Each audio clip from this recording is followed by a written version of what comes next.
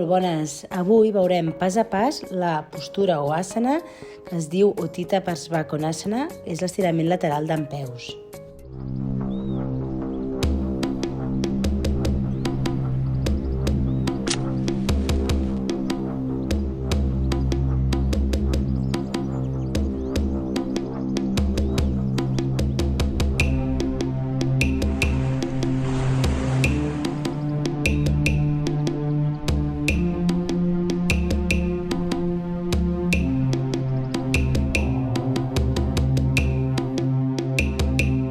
Hola, jo sóc Olga Monge i et dono la benvinguda al canal Yoga Om, un canal de YouTube on comparteixo la meva pràctica de ioga.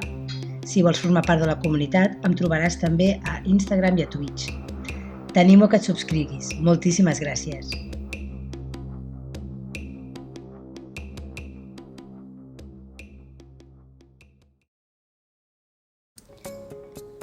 Molt bé, comencem des de la postura de la muntanya i portem el peu dret cap enrere un gran pas, que quedi el peu de darrere perpendicular respecte al peu de davant. El genoll de la cama esquerra està flexionat a 90 graus. Pots portar les mans a la cintura per alinear les caderes cap endavant. Inhala i allarguem els braços en posició de creu. Estira bé el tronc, l'esquena ben recta i exhalant flexionem lateralment la part superior del cos, el tronc, i apropem la mà esquerra al costat interior del peu esquerre. Inhala i exhala la postura.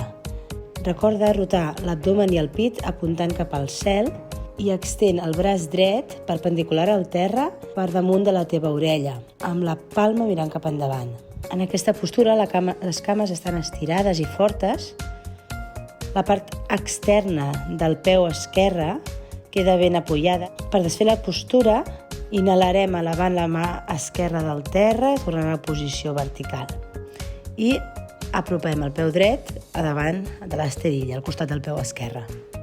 Ara comptem amb la col·laboració de Carlos, que ens ajudarà per veure les possibles rectificacions que s'hagin de fer. Molt bé, si observem el genoll esquerre que està davant, es passa una mica dels 90 graus, amb la qual cosa tornarem a començar des del principi.